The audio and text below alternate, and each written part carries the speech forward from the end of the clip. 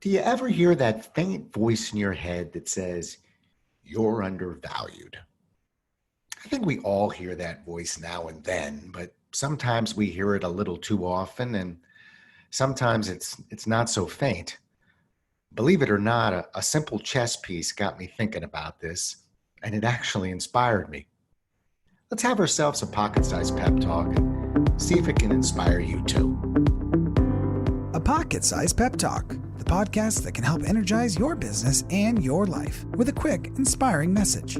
Now, here's your host, Rob Jollis. When was the last time you tried to teach another person how to play chess? I can assure you, it is no easy task. Recently, one of my kids expressed interest, so I decided to have a go at it. Clearly, I was feeling ambitious. I began the lesson with what I felt was the easiest piece on the board, the pawn. Now, for those who don't play chess, a pawn is a chess piece that represents the smallest of value, really. A pawn can only move one square forward or two on the first move, or one square diagonally forward when capturing an opponent's piece. They're pretty expendable, and as such, each player begins with 8 pawns. I think the poor pawn has a bit of an image problem. The pawn is perceived as a very weak piece on the board, and the word pawn is fairly unflattering to even label another person with.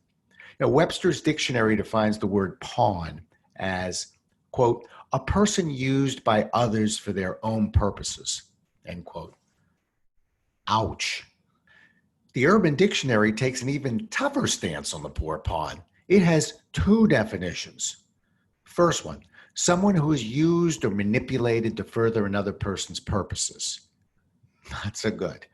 Number 2, a person who is a fool. Clearly, no one in his right mind would ever want to be called a pawn. Or would you? See, there's more to the pawn that meets the eye. And as I began to wrap up my explanation of this apparently unfortunate piece, I was reminded of one last rather obscure quality of a pawn. The pawn is the only piece on the board that has the ability to do more, much more. The rule states that if a pawn can make it to the other side of the board without being captured, it promotes. This means that the owner of the pawn can replace it with any piece desired other than a king. As the queen is the most powerful and versatile piece on the board, that's usually the piece selected most often. So let's review. The pawn is the chess piece that's known as the weakest on the chessboard. It poses the least threat, and it's so undervalued that it's actually a personal insult if connected to another human being. This same piece has the ability to become the most powerful piece on the board. Well, what do you think of the pawn now? Personally, I think the pawn makes the perfect underdog.